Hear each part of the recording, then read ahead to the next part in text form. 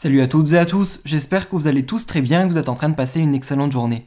Comme vous avez pu le voir dans le titre de la vidéo, aujourd'hui on va principalement parler du petit Ryan. Vous avez forcément dû le voir sur les réseaux sociaux ou à la télévision en direct. Un jeune garçon âgé de 5 ans, qui s'appelait Ryan, était coincé depuis le 1er février dans un puits d'une profondeur de plus de 30 mètres au Maroc. Jour et nuit, des centaines de personnes étaient présentes autour du puits afin de sauver ce petit. Ce samedi, les travaux de forage ont pris fin et le petit Ryan a pu être récupéré. Seulement, malheureusement, quelques instants après, les autorités ont annoncé que le très jeune garçon était décédé. Cette annonce a ému toute la planète et certaines personnes ont décidé de prendre la parole. Un footballeur international marocain a annoncé qu'il allait offrir une maison aux parents du défunt Ryan. Le propriétaire d'une agence en Arabie Saoudite a également annoncé qu'il allait offrir un mini pèlerinage à la famille du défunt Ryan, mais également à plusieurs personnes qui avaient aidé à creuser autour du puits. Par la même occasion, un membre de la famille royale d'Arabie Saoudite avait annoncé qu'il allait faire un don de près de 2 millions de rials saoudiens à la famille du défunt Ryan. Il y a quelques instants, Selim, qui est un ancien candidat de télé-réalité, a décidé de prendre la parole concernant toutes ces annonces et il a révélé qu'il était assez choqué. Je vous laisse sans plus attendre avec toutes ces explications.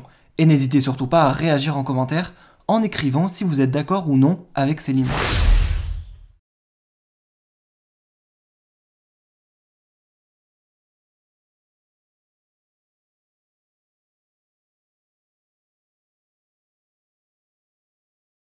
Alors, ce que je trouve choquant, je reformule mes phrases. Ce que je trouve un petit, pas choquant, mais ce que je trouve dérangeant dans le fait que voilà, le post que j'ai mis là, des 2 millions donnés par le Saoudien, 2 millions à la famille de Ryan. Ce qui me dérange en fait, c'est que déjà, c'est que ce soit pas fait de manière silencieuse.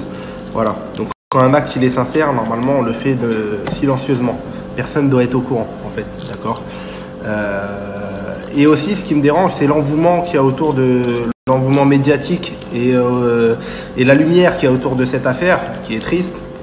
Et qu'en fait, parce que en fait, c'est sous les projecteurs et parce que ça passe à la télé, parce que c'est médiatisé, on fait des dons. Par contre, toute l'année, il y a plein d'enfants qui meurent partout en Syrie, en Palestine, etc. Et là, on a le sentiment qu'en fait, il n'y a pas de dons, il n'y a rien en fait.